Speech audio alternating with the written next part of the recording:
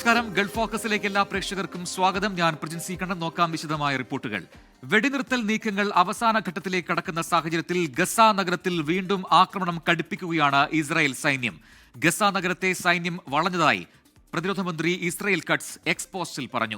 ഗസയെ രണ്ടായി ഭാഗിക്കുന്ന നെറ്റ്സാറിം ഇടനാഴി Israel പിടിച്ചെടുത്തുവെന്നും cuts വ്യക്തമാക്കി. ഗസയിൽ നിന്ന് തെക്കൻ അതിർത്തിയിലേക്ക് ഇനി സൈന്യത്തിന്റെ അനുമതിയില്ലാതെ പോകാൻ സാധിക്കില്ല. ഗസ നഗരം വിട്ടു പോകാനുള്ള അവസാന അവസരമാണ് ഇത് എന്നും ഇനിയും ഗസയിൽ തുടർന്നാൽ അവിടെയുള്ള എല്ലാവരെയും തീവ്രവാദികളായി കണക്കാക്കുമെന്നും പ്രതിരോധ മന്ത്രി ഇസ്രായേൽ കട്സ് മുന്നറിയിപ്പ് നൽകി. മുണ്ടക്കൈ ചൂരൽമല ഉരുൾപൊട്ടൽ ദുരന്ത ബാധിതരുടെ പുനരധിവാസത്തിന് 260.56 കോടിയുടെ കേന്ദ്ര സഹായം. കേന്ദ്ര ആഭ്യന്തരമന്ത്രി അമിത്ഷായുടെ അധ്യക്ഷതയിൽ ചേർന്ന ഉന്നതാധികാര സമിതി യോഗത്തിലാണ് തീരുമാനം. സഹായം വയനാടിന് മാത്രമാണോ മൊത്തത്തിൽ പ്രളയ ദുരിതാശ്വാസത്തിന് വേണ്ടിയാണോ എന്നതിൽ അവ്യക്തതയുണ്ടെന്ന് മന്ത്രി എം പി രാജേഷ് പറഞ്ഞു. കേരളവും അസമും അടക്കമുള്ള 9 സംസ്ഥാനങ്ങൾക്കായി 4000-ലധികം കോടി രൂപയാണ് സമിതി ദുരന്ത നിവാരണത്തിനായി അനുവദിച്ചിട്ടുള്ളത്. മുണ്ടക്കൈ ചൂരൽമല പുനരധിവാസത്തിനായി കേരളം ആവശ്യപ്പെട്ടത് 2221 കോടി രൂപയാണ്. ആഭ്യന്തരമന്ത്രി അമിത്ഷായുടെ അധ്യക്ഷതയിൽ ചേർന്ന യോഗം 260.56 കോടി രൂപയാണ് അനുവദിച്ചത്. എന്നാൽ കേരളത്തിനുള്ള അധിക സഹായമാണോ എന്നതിൽ സംശയമുണ്ടെന്ന് മന്ത്രി എം പി രാജേഷ്. ഇത് കേരളത്തിനുള്ള അധിക സഹായമാണോ എന്ന കാര്യത്തിൽ സംശയം തോന്നുന്നുണ്ട്. ഈ ദുരന്ത ലഘൂകരണ നിധിയിൽ നിന്നുള്ള സഹായം എന്ന് പറയുമ്പോൾ സാധാരണഗതിയിൽ തന്നെ കേരളത്തിന് അവകാശപ്പെട്ടതാണോ, അതോ വയനാടിനുള്ള പ്രത്യേകമായ അധിക സഹായമാണോ എന്നുള്ളത് വ്യക്തമല്ല. തിരുവനന്തപുരം ഉൾപ്പെടെയുള്ള രാജ്യത്തെ 11 നഗരങ്ങളിലെ വെള്ളപ്പൊക്ക ദുരന്ത നിവാരണത്തിനും ഉന്നതതല സമിതി തുക അനുവദിച്ചിട്ടുണ്ട്. 2444 കോടി രൂപയുടെ പ്രത്യേക പദ്ധതിയുടെ ഭാഗമായാണിത്. Urban flood risk management programme എന്നതാണ് ഈ പദ്ധതിയുടെ പേര്. ഈ പദ്ധതിയുടെ രണ്ടാമത്തെ ഘട്ടത്തിലാണ് തിരുവനന്തപുരത്തെ ഉൾപ്പെടുത്തിയിരിക്കുന്നത്. എന്നാൽ എത്ര തുകയാണ് തിരുവനന്തപുരത്തിനായി നീക്കിവച്ചിരിക്കുന്നതെന്ന് വ്യക്തമല്ല. 9 സംസ്ഥാനങ്ങൾക്കായി 4645 കോടി രൂപയാണ് അനുവദിച്ചത്. 24 ഡൽഹി. 24 big breaking. തദ്ദേശ നിയമസഭാ തെരഞ്ഞെടുപ്പുകൾ ലക്ഷ്യം വെച്ച് ജനകീയ പ്രഖ്യാപനങ്ങൾക്കൊരുങ്ങി സംസ്ഥാന സർക്കാർ. ക്ഷേമ പെൻഷൻ 2000 രൂപയാക്കി ഉയർത്തിയേക്കും. പങ്കാളിത്ത പെൻഷൻ പിൻവലിച്ച് അഷ്വേർഡ് പെൻഷൻ സ്കീം നടപ്പിലാക്കും. സർക്കാർ ജീവനക്കാരുടെ ക്ഷാമബത്ത കുടിശ്ശികയിൽ ഒരു ഗഡു തദ്ദേശ തെരഞ്ഞെടുപ്പിന് മുൻപ് അനുവദിക്കും. ശമ്പള പരിഷ്കരണത്തിനുള്ള നടപടികളും ഉണ്ടാകും എന്നാണ് വിവരം. കനത്ത തോൽവി നേരിടേണ്ടി വരുമെന്ന വിഭ്രാന്തിയാണ് സർക്കാരിനെന്ന് പ്രതിപക്ഷ നേതാവ് വി ഡി സതീശൻ പ്രതികരിച്ചു. 2021 നിയമസഭാ തെരഞ്ഞെടുപ്പിൽ ഭക്ഷ്യക്കിറ്റായിരുന്നെങ്കിൽ ഇത്തവണത്തെ നിയമസഭാ തെരഞ്ഞെടുപ്പിലും തദ്ദേശ തെരഞ്ഞെടുപ്പിലും ജനങ്ങളുടെ കേശ നിറക്കിലാണ് LDFന്റെ തുറുപ്പുചീട്ട്. ജനകീയ പ്രഖ്യാപനങ്ങളിലൂടെ 3ാം തുടർഭരണമെന്ന ചരിത്ര നേട്ടം എത്തിപ്പിടിക്കാവുന്ന പ്രതീക്ഷയിലാണ് സർക്കാരിന്റെ നീക്കങ്ങൾ. സാമൂഹ്യക്ഷേമ പെൻഷനുകൾ 2500 രൂപ ആക്കുമെന്നതാണ് LDFന്റെ പ്രകടന പത്രികയിലെ വാഗ്ദാനം. നിലവിൽ 1600 രൂപയിൽ നിൽക്കുകയാണ് ക്ഷേമ പെൻഷൻ. തദ്ദേശ തെരഞ്ഞെടുപ്പിന് മുമ്പ് 400 രൂപ വർദ്ധിപ്പിച്ച് 2000 രൂപയാക്കാനാണ് ധനവകുപ്പിന്റെ നിർദ്ദേശം. മുഖ്യമന്ത്രിയും ധനമന്ത്രിയും CPIM സംസ്ഥാന സെക്രട്ടറിയും തമ്മിലുള്ള ചർച്ചകളിലായിരിക്കും എത്ര രൂപ വർദ്ധിപ്പിക്കണമെന്നതിൽ അന്തിമ തീരുമാനമാകുക. നിയമസഭാ തെരഞ്ഞെടുപ്പിന് മുമ്പ് പെൻഷൻ 2500 രൂപയാക്കുക എന്ന പ്രകടനപത്രികയിലെ വാഗ്ദാനം നടപ്പിലാക്കുന്ന കാര്യവും ധനവകുപ്പ് പരിഗണിക്കുന്നുണ്ട്. ആദ്യഘട്ട വർധനവ് ഒക്ടോബറിൽ തന്നെ പ്രഖ്യാപിക്കും. നവംബർ മാസത്തിലോ ഡിസംബർ മാസത്തിലോ വർദ്ധിപ്പിച്ച പെൻഷൻ തുക ഗുണഭോക്താക്കളുടെ കൈകളിലെത്തിക്കാനാണ് തീരുമാനം. സർക്കാർ ജീവനക്കാരുടെ ക്ഷാമബത്ത കുടിശ്ശികയിൽ ഒരു ഗഡുവും തദ്ദേശ തെരഞ്ഞെടുപ്പിന് മുമ്പ് നൽകും. 4% DA അനുവദിക്കുന്നതാണ് പരിഗണനയിലുള്ളത്. സർക്കാർ ജീവനക്കാർക്ക് കുടിശ്ശികയായി കിടക്കുന്ന ആനുകൂല്യങ്ങൾ നൽകുന്നത് സംബന്ധിച്ച പ്രഖ്യാപനവും തദ്ദേശ തെരഞ്ഞെടുപ്പിന് മുൻപുണ്ടാകും. പങ്കാളിത്ത പെൻഷൻ പിൻവലിക്കുക എന്ന തെരഞ്ഞെടുപ്പ് പ്രകടന പത്രികയിലെ വാഗ്ദാനവും നടപ്പിലാക്കാനാണ് സർക്കാർ ഒരുങ്ങുന്നത്. പങ്കാളിത്ത പെൻഷന് പകരം ബജറ്റിൽ പ്രഖ്യാപിച്ച അഷ്വേർഡ് പെൻഷൻ സ്കീം നടപ്പിലാക്കും. ഇത് സംബന്ധിച്ച പ്രഖ്യാപനവും തദ്ദേശ തെരഞ്ഞെടുപ്പിന് മുന്നോടിയായി ഉണ്ടാകും. സർക്കാർ ജീവനക്കാരുടെ ശമ്പള പരിഷ്കരണം സംബന്ധിച്ച പ്രഖ്യാപനവും ഉടൻ ഉണ്ടാകുമെന്നാണ് സൂചന. ശമ്പള പരിഷ്കരണ കമ്മീഷനെയോ സെക്രട്ടറി തല കമ്മിറ്റിയോ നിയോഗിക്കുന്നതാണ് ധനവകുപ്പിന്റെ പരിഗണനയിലുള്ളത്. ശമ്പള പരിഷ്കരണ കമ്മീഷണർ വേണമെന്ന നിർബന്ധത്തിലാണ് CPIMന്റെ സർവീസ് സംഘടനകൾ. ഈ ആവശ്യമുന്നയിച്ച് സർവീസ് സംഘടനകൾ പാർട്ടി നേതൃത്വത്തെ സമീപിച്ചിട്ടുമുണ്ട്. നവംബറോടെ പ്രഖ്യാപിച്ച് ഫെബ്രുവരിയിൽ റിപ്പോർട്ട് സമർപ്പിക്കുന്ന തരത്തിലാണ് ശമ്പള പരിഷ്കരണ കമ്മീഷന്റെ പ്രഖ്യാപനം ക്രമീകരിച്ചിരിക്കുന്നത്. മറ്റ് ചെലവുകളെല്ലാം മാറ്റിവെച്ച് തെരഞ്ഞെടുപ്പ് വർഷത്തിൽ ക്ഷേമപ്രവർത്തനങ്ങളിൽ വൻ നിക്ഷേപം നടത്താനാണ് സർക്കാരിന്റെ നീക്കം. 2021 നിയമസഭാ തെരഞ്ഞെടുപ്പിൽ ക്ഷേമപ്രവർത്തനങ്ങൾ ലഭിച്ച വലിയ അംഗീകാരമാണ് ഈ ദിശയിൽ ചിന്തിക്കാൻ സർക്കാരിനെ പ്രേരിപ്പിക്കുന്നത്. തിരുവനന്തപുരത്ത് നിന്ന് R. ശ്രീജിത്ത്, 24. ടാരിഫ് അടക്കമുള്ള വിഷയങ്ങളിൽ തർക്കം തുടരുന്നതിനിടെ മോദി ട്രംപ് കൂടിക്കാഴ്ച ഈ മാസം. ആസിയൻ ഉച്ചകോടിയിൽ ഇരു നേതാക്കളും കൂടിക്കാഴ്ച നടത്തുമെന്നാണ് സൂചനകൾ. ഡിസംബറിൽ Russian president Vladimir Putin India സന്ദർശിക്കും. ഈ മാസം 26, 27 തീയതികളിലായി മലേഷ്യയിൽ നടക്കുന്ന 47ാമത് ആസിയൻ ഉച്ചകോടിയിൽ മോദി ട്രംപ് കൂടിക്കാഴ്ചയ്ക്ക് വേദിയൊരുങ്ങുമെന്നാണ് സൂചന. അമേരിക്ക ഇന്ത്യയ്ക്കുമേൽ അധിക തീരുവ ചുമത്തിയതിനു ശേഷമുള്ള ആദ്യ കൂടിക്കാഴ്ചയാകുമിത്. നേരത്തെ G7 ഉച്ചകോടിയിൽ കൂടിക്കാഴ്ച നിശ്ചയിച്ചിരുന്നുവെങ്കിലും നടന്നില്ല. കൂടിക്കാഴ്ച സംബന്ധിച്ച് വിദേശകാര്യ മന്ത്രാലയം ഔദ്യോഗിക അറിയിപ്പുകൾ നൽകിയിട്ടില്ല. എങ്കിലും പ്രധാനമന്ത്രിയുമായുള്ള ഡൊണാൾഡ് ട്രംപിന്റെ കൂടിക്കാഴ്ച വൈകാതെ ഉണ്ടായേക്കുമെന്ന് അമേരിക്കൻ ഔദ്യോഗിക വൃത്തങ്ങൾ സൂചിപ്പിച്ചിരുന്നു. ഇന്ത്യയും അമേരിക്കയും തമ്മിൽ വ്യാപാര കരാറിലടക്കം വൈകാതെ ധാരണയുണ്ടാകുമെന്നും US വ്യക്തമാക്കിയിരുന്നു. ഡിസംബർ 5, 6 തീയതികളിൽ റഷ്യൻ പ്രസിഡന്റ് വ്ളാഡിമിർ പുടിനും ഇന്ത്യ സന്ദർശിക്കുന്നുണ്ട്. 2 ദിവസത്തെ സന്ദർശനത്തിൽ നരേന്ദ്രമോദിയുമായും റഷ്യൻ പ്രസിഡന്റ് കൂടിക്കാഴ്ച നടത്തും. വ്യാപാരം, പ്രതിരോധം ഉൾപ്പെടെ വിവിധ മേഖലകളിൽ ഇരു രാജ്യങ്ങളും തമ്മിലുള്ള ബന്ധം കൂടുതൽ ശക്തമാക്കുന്നതിനുള്ള ചർച്ചകൾ ഉണ്ടാകും. 24 ഡൽഹി. അമേരിക്കയിൽ സർക്കാർ സേവനങ്ങൾ ഭാഗികമായി അടച്ചുപൂട്ടി. 6 വർഷത്തിനു ശേഷം ഇതാദ്യമായാണ് അടച്ചുപൂട്ടൽ. എയർ ട്രാഫിക് കൺട്രോളുകൾ, സൈന്യം, പോലീസ്, ജയിൽ എന്നിവ പ്രവർത്തിക്കും. അടച്ചുപൂട്ടലിനെ തുടർന്ന് കൂട്ടപ്പിരിച്ചുവിടൽ വേണ്ടിവരുമെന്ന് അമേരിക്കൻ പ്രസിഡന്റ് ഡൊണാൾഡ് ട്രംപ് പ്രതികരിച്ചു. US ജനപ്രതിനിധി സഭയിൽ ധനവിനിയോഗ ബില്ലുകൾ പാസ്സായിരുന്നുവെങ്കിലും സെനറ്റിൽ ബില്ലുകൾ പാസ്സാകുന്നതിനായി കുറഞ്ഞത് 7 ഡെമോക്രാറ്റ് അംഗങ്ങളുടെ പിന്തുണ ആവശ്യമാണെന്നതിനാലാണ് ബില്ലുകൾ പാസ്സാകാതിരുന്നത്. 2026 തുടക്കം വരെയുള്ള ചെലവുകൾക്കായി 12ഓളം ബില്ലുകളായിരുന്നു പാസ്സാകേണ്ടിയിരുന്നത്. ബില്ലിൽ ആരോഗ്യ സേവന മേഖലയ്ക്കുള്ള ഒബാമ കെയർ സബ്സിഡികൾ ഉറപ്പാക്കണമെന്ന് ഡെമോക്രാറ്റുകൾ നിർദ്ദേശിച്ചതാണ് കല്ലുകടിയായത്. ഷട്ട്ഡൌൺ ഒഴിവാക്കാനായി തിങ്കളാഴ്ച പ്രസിഡന്റ് ഡൊണാൾഡ് ട്രംപ് ഡെമോക്രാറ്റുകളുമായി നടത്തിയ ചർച്ച ധാരണയിലെത്താതെ പിരിഞ്ഞിരുന്നു. സർക്കാർ ജീവനക്കാരുടെ കൂട്ടപ്പിരിച്ചുവിടൽ വേണ്ടിവരുമെന്ന് ട്രംപ് വ്യക്തമാക്കി. ജീവനോ സ്വത്തിനോ സംരക്ഷണം നൽകാത്ത സേവന രംഗങ്ങളിൽ പ്രവർത്തിക്കുന്നവരോട് അവധിയിൽ പ്രവേശിക്കാൻ ആവശ്യപ്പെട്ടിട്ടുണ്ട്. മ്യൂസിയങ്ങളും സ്മാരകങ്ങളും ദേശീയ പാർക്കുകളും അടച്ചുപൂട്ടി. വിമാനങ്ങൾ വൈകുന്നതിനാൽ ഇന്നു മുതൽ യാത്രകൾ വൈകും. മെഡിക്കെയർ, US പോസ്റ്റൽ സേവനങ്ങൾ എന്നിവ തടസ്സപ്പെടും. Air traffic controller, secret service, FBI, immigration and enforcement ഓഫീസർമാർ, ജയിൽ ജീവനക്കാർ, ഗതാഗതം, സൈനികർ, ട്രംപിന്റെ സഹായികളായ ജീവനക്കാർ എന്നിവരെല്ലാം അവശ്യ സേവനങ്ങളിൽ പെടുന്നതിനാൽ പ്രവർത്തനക്ഷമമായിരിക്കും. ട്രംപിന്റെ ആദ്യ ടൈമിൽ 2018 ഡിസംബർ മുതൽ 35 ദിവസം നീണ്ട സർക്കാർ ഷട്ട്ഡൌൺ നടന്നിരുന്നു. International desk 24. ശബരിമല സ്വർണ്ണപ്പാളി വിവാദത്തിൽ ദേവസ്വം വിജിലൻസ് അന്വേഷണം ബംഗളൂരുവിലേക്ക്. 2019 കൊണ്ടുപോയ സ്വർണ്ണപ്പാളി ബംഗളൂരുവിലെ ക്ഷേത്രത്തിൽ പ്രദർശിപ്പിച്ചുവെന്ന് അന്വേഷണത്തിൽ കണ്ടെത്തി. സ്പോൺസറായ ഉണ്ണികൃഷ്ണൻ പോറ്റി, സുഹൃത്തുക്കൾ, വ്യവസായികളായ 2 പേരെയും കേന്ദ്രീകരിച്ചാണ് ഇപ്പോഴത്തെ അന്വേഷണം. 2019 അറ്റകുറ്റപ്പണിക്കായി ഇളക്കിയ സ്വർണ്ണപ്പാളികൾ ഉണ്ണികൃഷ്ണൻ പോറ്റി ബംഗളൂരുവിലെ അയ്യപ്പ ക്ഷേത്രത്തിൽ എത്തിച്ചെന്നാണ് ദേവസ്വം വിജിലൻസിന്റെ കണ്ടെത്തൽ. ക്ഷേത്രത്തിൽ സ്വർണ്ണപ്പാളി പ്രദർശിപ്പിക്കുകയും ഭക്തരെ കൂട്ടി പൂജകളും നടത്തി. ഇതിലൂടെ ഉണ്ണികൃഷ്ണൻ പോറ്റി സാമ്പത്തിക നേട്ടമുണ്ടാക്കിയെന്നും വിജിലൻസ് സംശയിക്കുന്നുണ്ട്. 2019 കൊണ്ടുപോയ സ്വർണ്ണപ്പാളി 40 ദിവസത്തിന് ശേഷമാണ് തിരികെ സ്ഥാപിച്ചത്. ശബരിമലയിൽ എത്തിച്ചത് യഥാർത്ഥ സ്വർണ്ണപ്പാളി തന്നെയോ എന്ന കാര്യത്തിലും വിശദാന്വേഷണം നടത്തും. ഉണ്ണികൃഷ്ണൻ പോറ്റിയെയും സുഹൃത്തുക്കളായ 2 വ്യവസായികളെയും കേന്ദ്രീകരിച്ചാണ് നിലവിലെ അന്വേഷണം. 2 ദിവസത്തിനുള്ളിൽ ദേവസ്വം വിജിലൻസ് ബംഗളൂരുവിലേക്ക് പോകും. ഉണ്ണികൃഷ്ണൻ പോറ്റിയെ വിശദമായി ചോദ്യം ചെയ്യും. ഇതിനിടെ ദ്വാരപാലക ശില്പത്തിലെ ആവരണത്തിന്റെ അറ്റകുറ്റപ്പണിക്കുള്ള 2019 ദേവസ്വം ബോർഡ് ഉത്തരവ് 24 ലഭിച്ചു. ദ്വാരപാലക ശില്പത്തിൽ പൊതിഞ്ഞിട്ടുള്ള ചെമ്പുപാളികൾ അറ്റകുറ്റപ്പണി നടത്തി സ്വർണം പൂശാനാണ് ഉത്തരവ്. 1999 ദ്വാരപാലക ശില്പത്തിന്റെ പാളികൾ സ്വർണം പൂശിയിരുന്നു. 24 തിരുവനന്തപുരം.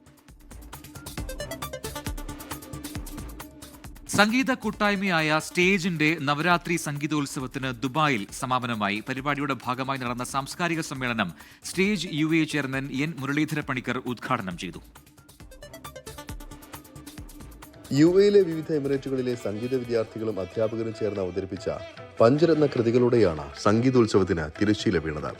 സ്റ്റേജ് UA നടത്തുന്ന 11ാമത് സംഗീതോത്സവമാണ് ഇത്തവണ നടന്നത്. ദുബായ് കരാമയിലുള്ള SNG ഹാളിലായിരുന്നു പരിപാടി. സമാപന ദിവസം നടന്ന സാംസ്കാരിക സമ്മേളനം stage UA chairman N Muralidhara Panicker ഉദ്ഘാടനം ചെയ്തു. കലാക്ഷേത്ര ഉണ്ണികൃഷ്ണൻ മുഖ്യാതിഥിയായിരുന്നു. മനുഷ്യനെ മനുഷ്യനാക്കുന്നതിൽ കലയുടെ സംഭാവന വളരെ കൂടുതലാണ്. അതുകൊണ്ട് അതിൽ ഏതെങ്കിലും രീതിയിൽ കലാവാസന ഉള്ളവരെ അവരെ ഡെവലപ്പ് ചെയ്തിട്ട് അവരെ ആ മനുഷ്യനായിട്ട് സമൂഹത്തിലേക്ക് കൊണ്ടുവരണമെന്നുള്ളൊരു വലിയ ആഗ്രഹം എനിക്കുണ്ടായിരുന്നു എൻ്റെ ചെറുപ്പം തൊട്ടേ. അതിനൊരു സാഹചര്യം കിട്ടിയത് 2009 അതുകൊണ്ട് അത് കിട്ടിയിടമെന്ന് തന്നെ ഞാൻ എല്ലാ സംഗീതോപകരണങ്ങളും എൻ്റെ വീട്ടിൽ ഒരുക്കി വെച്ച് സൗകര്യങ്ങളും ഒരുക്കി വെച്ചിട്ട് ഒരു രീതിയിലുള്ള ഫിനാൻഷ്യൽ ഇംപ്ലിക്കേഷൻ അതിനകത്ത് ഇല്ലാതെ ആർക്കും അവരുടെ സംഗീതം വന്ന് പ്രാക്ടീസ് ചെയ്തിട്ട് അതിനെ വിപുലീകരിച്ച് മനുഷ്യ സമൂഹത്തിലേക്ക് ഒരു നല്ല മനുഷ്യനായിട്ട് സമൂഹത്തിൽ ലയിക്കണം എന്നുള്ളതാണ് എൻ്റെ ഉദ്ദേശം. 45 വർഷത്തിലധികമായി പ്രവാസ ജീവിതം നയിക്കുന്ന മലയാളിയായ എൻ മുരളീധര പണിക്കരുടെ നേതൃത്വത്തിൽ 2009 സ്റ്റേജ് UAE പ്രവർത്തനം ആരംഭിച്ചത്. ഇന്ന് 200-ലധികം സംഗീതജ്ഞർ സ്റ്റേജ് UAEയിൽ അംഗങ്ങളായിട്ടുണ്ട്. 24 ദുബായ്. ഭക്തി നിർവൃതിയിൽ കൊല്ലൂർ ശ്രീ മൂകാംബിക ക്ഷേത്രത്തിൽ നവരാത്രി മഹോത്സവം. ആയിരക്കണക്കിന് ആളുകളാണ് മഹാനവമി നാളിൽ ദർശനം തേടി കൊല്ലൂരിലെത്തിയത്. വിജയദശമി ദിനമായ നാളെ പുലർച്ചെ മുതൽ വിദ്യാരംഭ ചടങ്ങുകൾ തുടങ്ങും. നവരാത്രി കാലം കൊല്ലൂർ മൂകാംബിക സന്നിധിയിൽ ഭക്തർ നിറയുന്ന കാലമാണ്. ക്ഷേത്രം കർണാടകത്തിലാണെങ്കിലും ദർശനപുണ്യം തേടിയെത്തുന്നതേറെയും മലയാളികളാണ്. കാലത്തുഷപ്പൂജയോടെ ഇന്നത്തെ മഹാനവമി ചടങ്ങുകൾ തുടങ്ങി. വിശേഷാൽ പൂജകളും ചണ്ഡികാ ഹോമവും കഴിഞ്ഞ് മഹാനവമി ദിനത്തിലെ സവിശേഷ ചടങ്ങ് തുടങ്ങി. രഥോത്സവം. പുഷ്പരഥത്തിൽ മൂകാംബിക അമ്മയുടെ വിഗ്രഹം എഴുന്നള്ളിക്കുന്നതാണ് ഈ പ്രത്യേക ചടങ്ങ്.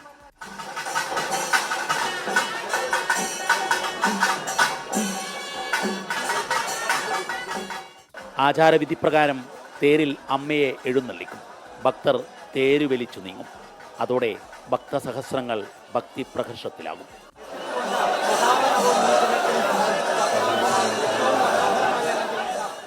നാളെ വിജയദശമി നാളിൽ പുലർച്ചെ തുടങ്ങുകയാണ് വിദ്യാരംഭം. അറിവിൻ്റെ ആദ്യാക്ഷരം കുറിക്കാൻ ആയിരക്കണക്കിന് കുരുന്നുകൾ ഇവിടെ എത്തും.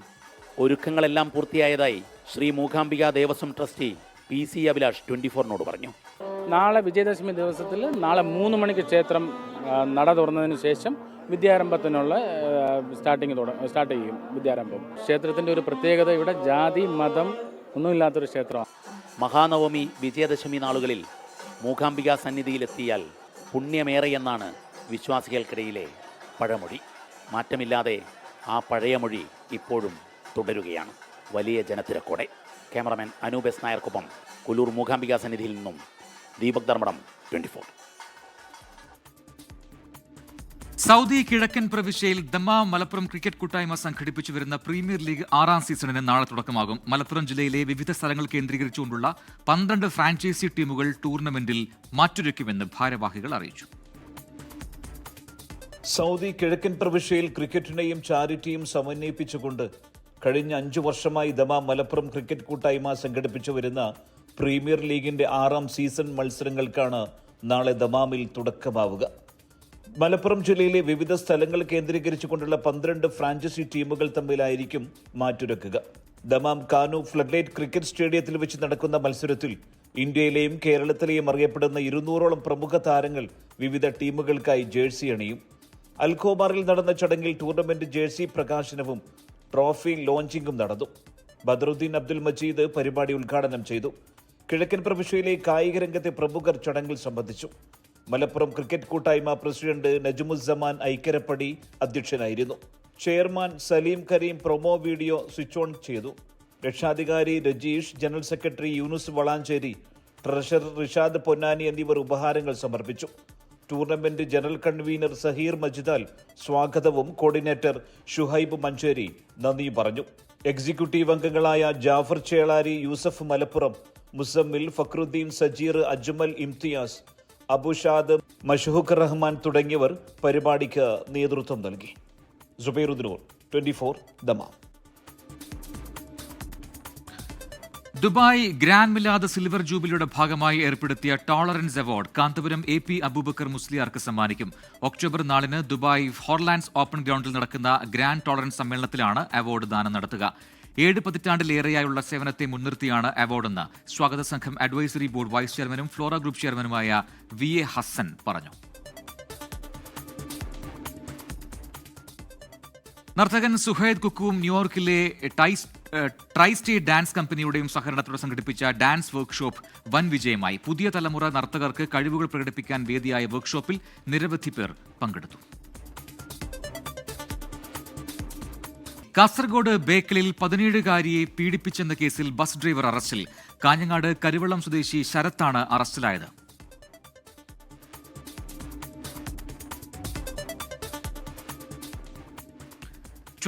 സ്റ്റഡി എബ്രോഡിന്റെ നേതൃത്വത്തിൽ വിജയദശമി ദിനത്തിൽ വിദേശ പഠനത്തിന് വിദ്യാരംഭം.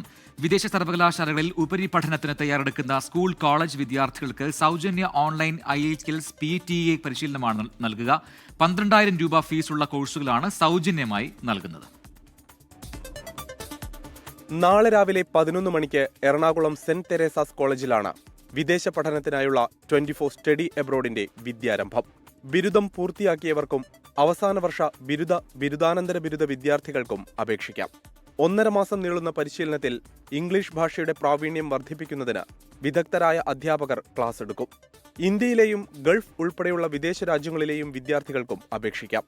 പരിശീലനത്തിൽ പങ്കെടുത്ത് 24 സ്റ്റഡി എബ്രോഡ് വഴി വിദേശ സർവകലാശാലകളിൽ പ്രവേശനം നേടുന്നവർക്ക് ആൻഡ്രോയിഡ് ടാബ് സമ്മാനമായി ലഭിക്കും.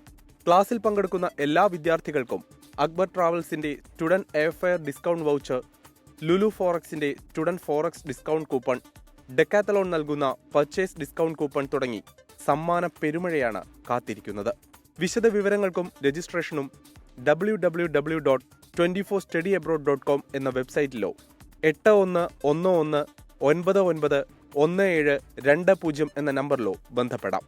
News desk 24.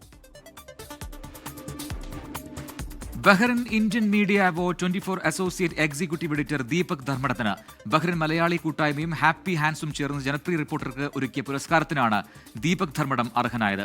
1,01,000 രൂപയാണ് അവാർഡ് തുക. ഈ മാസം 17-ന് ബഹ്റിൻ ഇന്ത്യൻ ക്ലബ്ബിൽ പുരസ്കാരം വിതരണം ചെയ്യും.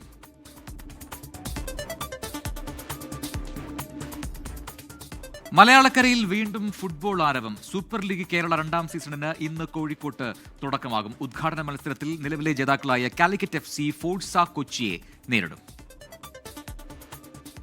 കഴിഞ്ഞ സീസൺ ഓർമ്മയുണ്ടല്ലോ, ആലോചിച്ചിട്ട് മൊബൈൽ വരെ ഫുൾ ചാർജായി.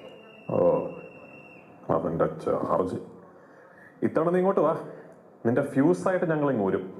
നിലവിലെ ചാമ്പ്യന്മാരായ കാലിക്കറ്റ് FC, റണ്ണറപ്പായ ഫോഴ്സ കൊച്ചി എന്നീ ടീമുകൾക്കൊപ്പം Kannur warriors, Malappuram FC, Thrissur magic FC, Thiruvananthapuram Kombans എന്നിങ്ങനെ 6 ടീമുകളാണ് 2ാം സീസണിൽ മാറ്റുരയ്ക്കുന്നത്. 6 വേദികളിലായി 33 മത്സരങ്ങൾ. വർണ്ണാഭമായ ചടങ്ങുകളോടെയാണ് കോഴിക്കോട് കോർപ്പറേഷൻ സ്റ്റേഡിയത്തിലെ ഉദ്ഘാടനം. വൈകിട്ട് 6 മണിയോടെ കലാപരിപാടികൾ, സംഗീതനിശ, ട്രോഫി പ്രദർശനം എന്നിവ ആരംഭിക്കും. ടീം ഉടമകളായ ചലച്ചിത്ര താരങ്ങൾ ഉൾപ്പെടെ പരിപാടിയിൽ പങ്കെടുക്കും.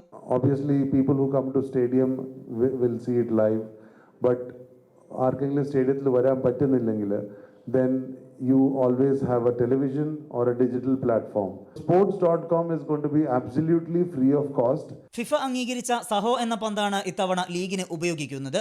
SLKയുടെ ആന്തം ആലപിച്ചിരിക്കുന്നത് റാപ്പർ വേടനാണ്.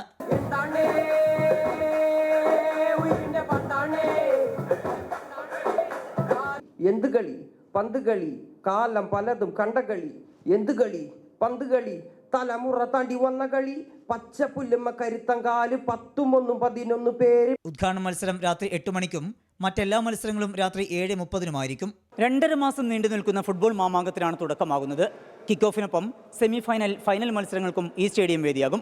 കോഴിക്കോട് കോർപ്പറേഷൻ സ്റ്റേഡിയത്തിൽ നിന്ന് ജയൻ കല്യാശ്ശേരിക്കൊപ്പം Sameer C Muhammad, 24. UEFA champions league ഫുട്ബോളിൽ ഇന്ന് ബാഴ്സലോണ PSG വമ്പൻ പോരാട്ടം. മാഞ്ചസ്റ്റർ സിറ്റി, ആഴ്സണൽ ടീമുകൾക്കും ഇന്ന് മത്സരമുണ്ട്.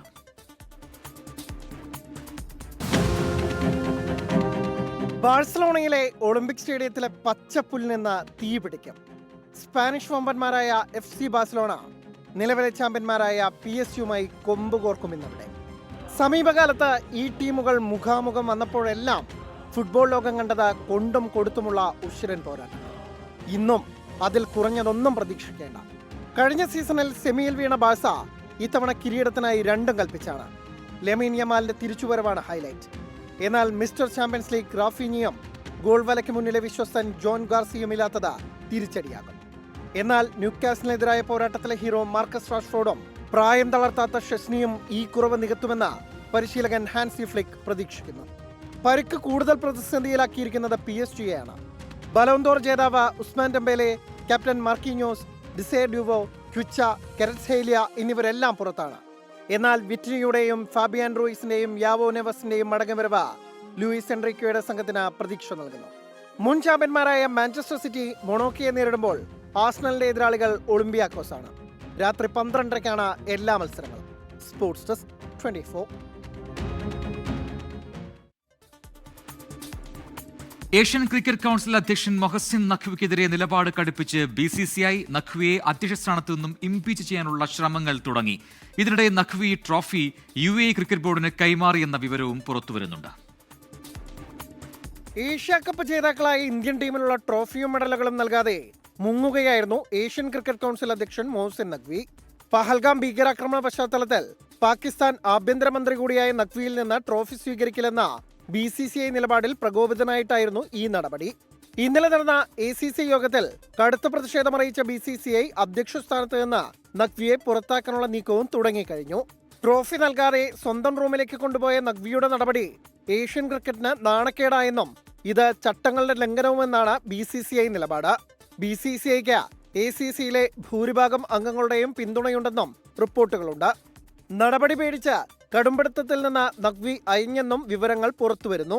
ട്രോഫി UAE ക്രിക്കറ്റ് ബോർഡിന് കൈമാറിയെന്നാണ് വിവരം. ട്രോഫി താൻ തന്നെ കൊടുക്കുമെന്നും ഇന്ത്യൻ ക്യാപ്റ്റൻ ഓഫീസിലെത്തി കൈപ്പറ്റണമെന്നുമായിരുന്നു നഖ്വിയുടെ ആദ്യ നിലപാട്. Sports desk 24.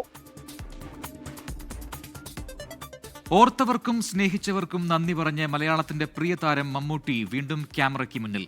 ഹൈദരാബാദിൽ മഹേഷ് നാരായണൻ ചിത്രം പാട്രിയറ്റിന്റെ ഷൂട്ടിംഗ് ലൊക്കേഷനിലേക്കാണ് മമ്മൂട്ടി എത്തിയത്. 250 ദിവസത്തെ ഇടവേളയ്ക്ക് ശേഷമാണ് സിനിമാ ആസ്വാദകർക്ക് ആവേശമായി മെഗാസ്റ്റാറിന്റെ തിരിച്ചുവരവ്.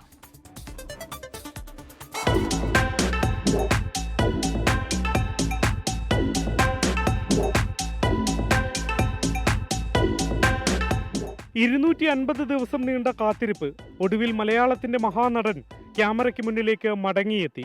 പാട്രിയറ്റ് എന്ന സിനിമയുടെ ചിത്രീകരണത്തിനായി ഹൈദരാബാദിലെ ബസ് ഭവനിലേക്ക് നിറഞ്ഞ ചിരിയുമായാണ് മമ്മൂട്ടി എത്തിയത്. പ്രാർത്ഥനകൾക്കെല്ലാം ഫലം കണ്ടു എന്ന് പറഞ്ഞാൽ മതിയല്ലോ. എത്ര സ്നേഹത്തിന്റെ പ്രാർത്ഥനകളല്ലേ, അത് ഫലം കിട്ടുമെന്ന് തന്നെയാണ് എനിക്കത്. സന്തോഷം എല്ലാവർക്കും.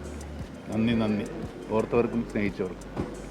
മടങ്ങിവരവിന്റെ ആവേശം അത്രയും അദ്ദേഹത്തിന്റെ ചലനങ്ങളിൽ പ്രകടം.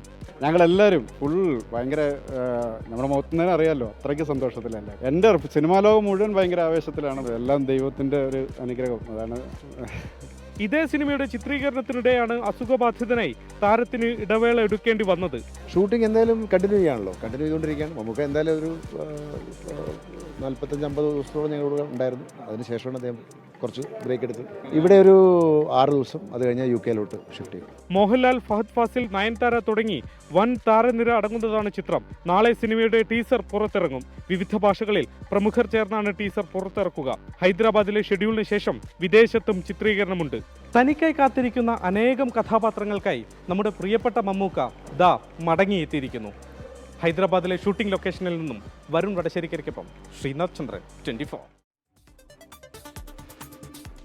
എറണാകുളം MG റോഡിലെ ഗാന്ധി പ്രതിമയ്ക്ക് സമീപത്തുള്ള പോസ്റ്റ്മെട്രിക് ഹോസ്റ്റലിലെ മരത്തിൽ കണ്ട പെരുമ്പാമ്പിനെ മണിക്കൂറുകൾക്ക് ശേഷം പിടികൂടി. സ്നേക് റെസ്ക്യൂ ടീം പിടികൂടിയ പാമ്പിനെ ഇടപ്പള്ളി സോഷ്യൽ ഫോറസ്ട്രിക്ക് കൈമാറി.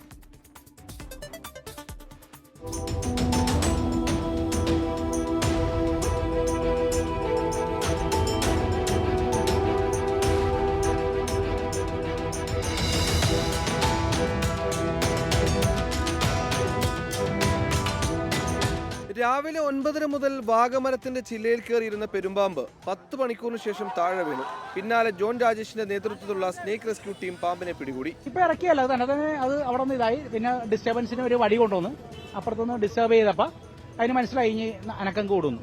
പിന്നെ രാത്രിയാകുമ്പോൾ അവൻ പെട്ടെന്ന് ഇറങ്ങും. പിന്നെ അവനങ്ങനെ സ്ലിപ്പായി വന്ന് നമ്മൾ പറഞ്ഞ പോലെ തന്നെ ചെറിയ കൊമ്പിലേക്ക് കയറി സ്ലിപ്പായി താഴത്തേക്ക് പോകുന്നു. രാവിലെ വെള്ളം പമ്പ് ചെയ്ത് പാമ്പിനെ പിടികൂടാമെന്ന് കരുതിയിരുന്നെങ്കിലും ആരോഗ്യസ്ഥിതി കണക്കിലെടുത്ത് വനം വകുപ്പ് ശ്രമം ഉപേക്ഷിച്ചു. മരച്ചില്ലയിൽ ഇരിക്കുന്ന പാമ്പിനെ കാണാൻ രാവിലെ മുതൽ റോഡിൽ ആളുകൾ നിറഞ്ഞു.